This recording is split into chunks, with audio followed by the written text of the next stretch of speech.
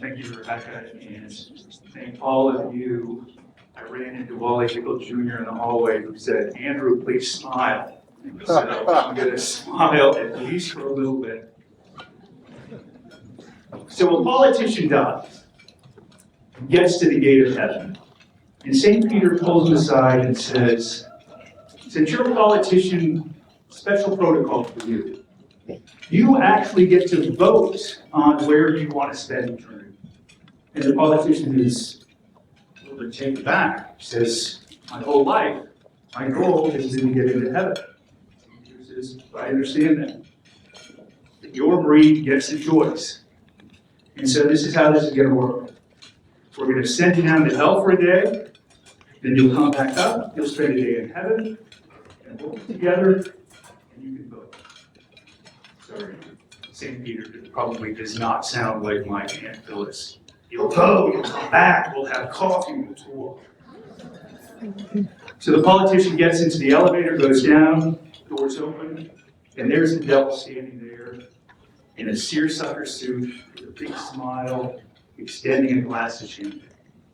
And the politician looks beyond the devil and he sees the most beautiful scenery he's ever seen. White sand beaches. Off in the distance, there's a golf course. He can see his former colleagues. So he spends the day in hell, and at the end of the day, the devil comes to him, puts him in the elevator, sends him up to St. Peter. He spends a day in heaven. Heaven meets all of his expectations, everything about heaven would be. And at the end of the day, St. Peter retrieves and says, "Okay, it's time to vote. Where would you like to spend eternity?" And the politician says to St. Peter, he says, "You know, I don't know what to say. My whole life, my goal has been to spend eternity in heaven, but yet I am incredibly intrigued with hell. Colleagues are there, beautiful scenery, it's nothing like I have ever been led to believe." St. Peter nods, puts the politician back in the elevator goes down, the doors open, and there's the devil. With a menacing grin, horns, pitchfork. He looks past the devil, 1,000 lakes of fire, the anguish, the tormenting soul screaming. He looks at the devil and he says, "What happened? What happened?" The devil looks at him and smiles and says, "Well, yesterday we were campaigning, and today you've elected us." And this, ladies and gentlemen, is really a metaphor for what the closed primaries have done to this state over the last 30 years. For 30 years, those doors have opened after voting in a closed Republican primary, and we've seen this thing happen. So here is my hypothesis. If Alaska repeals ranked choice voting, we will never get up off the mat. Today, after 30 years of closed Republican primaries, this state is last in education, last in public safety, and our economic growth is the worst in the country. Adjusted for inflation today, our GDP is at 2008 levels.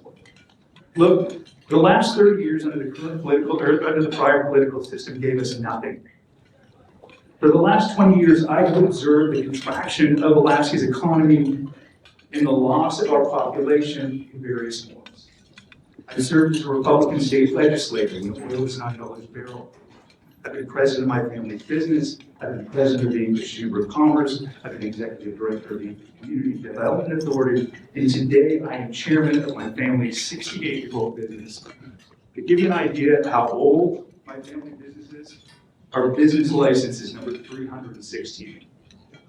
This year we are transitioning the company to the third generation. So today, if you hear a little bit of angst, a little bit of fear, ladies and gentlemen, it's because I am scared to death. As someone who grew up in this state, watched it grow, watched it stop, watched it stutter, I don't think I've seen anything like it the last 10 years. We have declined in every single category that's important to residents, prospective residents, and outside investors. Now, I've had the opportunity to speak before you many times. 10 years ago, when I was president of the Hampshire Chamber of Commerce, the oil and gas industry was suffering under ACES taxes. And I was asked to step forward and advocate for tax. And I did. I volunteered to debate state senators of 800 people. Oil tax reform passed. A year later, when opponents of tax reform came back to repeal it, I was again asked to defend oil tax reform. I did. With many in this room were sheriff. We sat on a statewide debate. 6 years later, I was approached by the ranked choice voting people. Said, look, will you advocate for ranked choice voting? I said, hell yeah. As a lifelong Republican, this is what I've been waiting for. To finally get some oxygen, some fresh air, some ideas in Republican primaries. So, ranked choice voting passed. Here I am, just like oil tax reform, back years later, arguing against repeal. I'm like that meddling neighbor that showed up a couple of years ago. What are we doing? So I'm here today to defend ranked choice voting. So let's talk about what we're here to talk about, which is ranked choice voting. Ladies and gentlemen, ranked choice voting delivered on every single promise it made.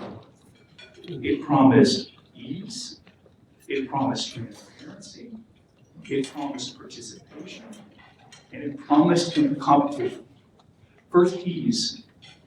In a public opinion poll taken 2 weeks after the election of a sample of 800 voters, that is a huge polling sample, including 30% of Republicans, 79% said ranked choice voting was either very simple or simple. Ladies and gentlemen, that's 8 out of 10 Alaskans that walked to the polling booth and had no problem.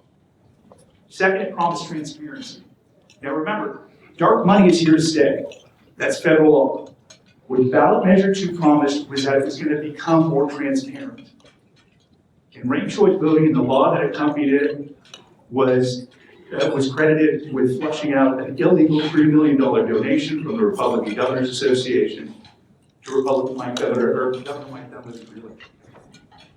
Number 3, participation. The most participation in this election cycle in 5 election cycles. Number 4, competition. 60% of Alaskans said their races were more competitive. Delivered on ease, transparency, participation, competition. So, public policy, passed by the voters, it worked, delivered on everything. Why are we here? Well, let me tell you, this isn't about democracy. It's not about lost votes. It's not about children in an ice cream truck only getting one flavor. This is about control.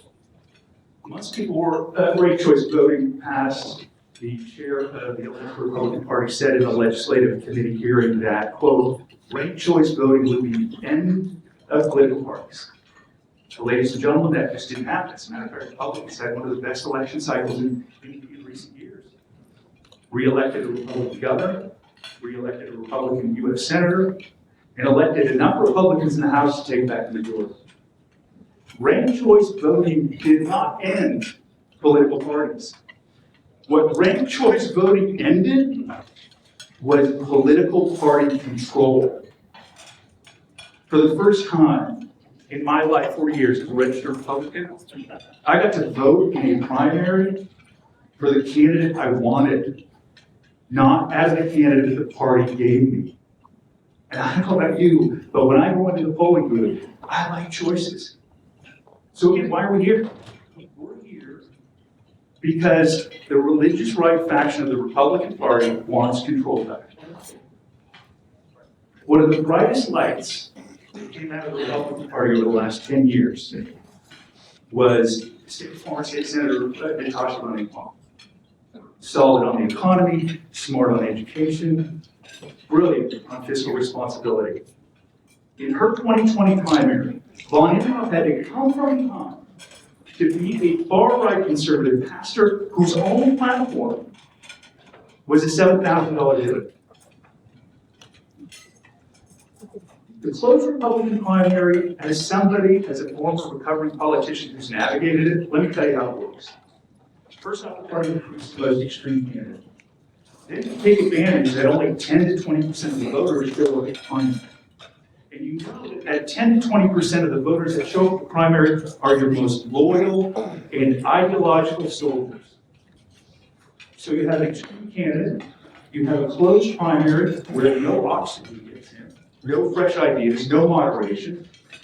The extreme candidate wins the primary, goes on to the general, gets elected, and after 30 years, the state is last in every single category. Now, the closed primaries, historically, when you look at the closed primaries, there has always been an uneasy alliance between business and Republicans. In exchange for pro-development policies and the promise to constrain governments, business and organizations tend to look the other way, while the state is slowly being strangled.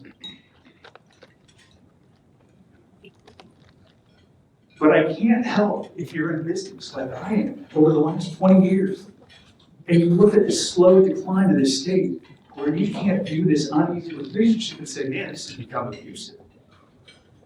I mean, look at the oil and gas industry. You're down 2,000 jobs from 19 pre-pandemic. And the Department of Labor doesn't expect the industry to recover until 2030. So we know the industry goes and fits the first, we know that. But what are we doing elsewhere in the state? What are we doing elsewhere in the state to build a resilient and diversified economy to take the pressure off the oil and gas industry? We're doing nothing. We're all whistling past the graveyard.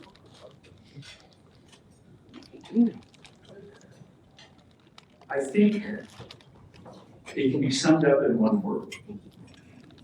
The people who have basically driven this state to this point, last in education, last in public safety, last in economic growth, are now back asking you to give them back control. Ranked choice voting was sold to us as hope, a hope for something better that has burdened the state for 30 years. Hope for the ability to go into the polls and vote for somebody, anybody, that seems to have an ounce of common sense, that seems to recognize that if you're going to build a state, you need quality education, you need safe communities, you need a healthy and growing economy. 6 years at ACDA, I can't tell you how many outside developers and outside investors sat in my office. Now, one of them said, wow, we're worried about taxes. But they all said, we're worried about this entire state. Worried about education, worried about your university. Is there a future in this state? Now think about somebody who spends his day trying to attract investment to this city and having people sit at you and say, where is this state going to be in 5 years? I will close my speech the way I opened it.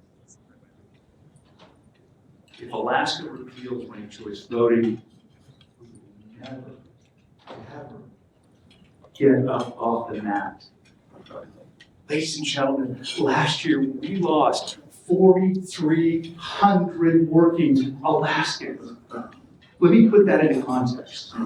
There is probably 50 10,000. That's 500 seats. Now imagine if every seat was full in this ballroom and you times it by 8. That's how many people looked at this state and said, there's no future for me.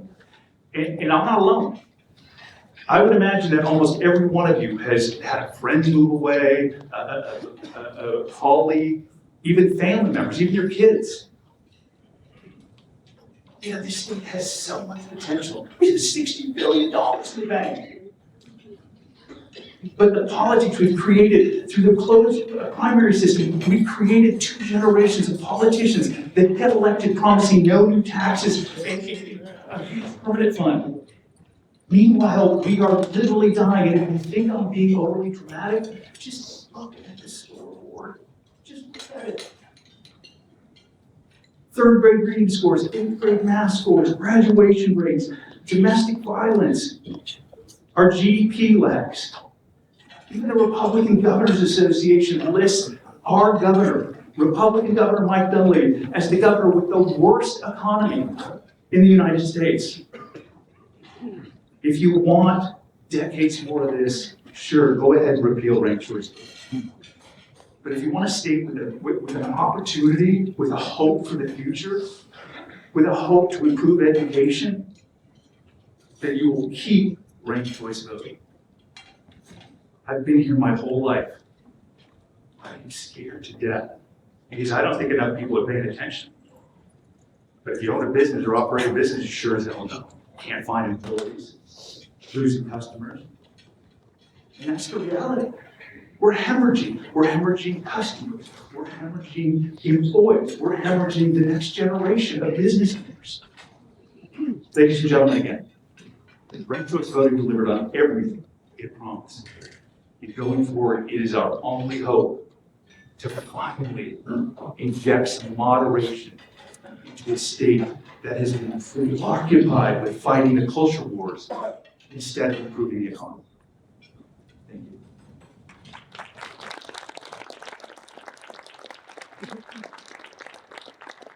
Thank you.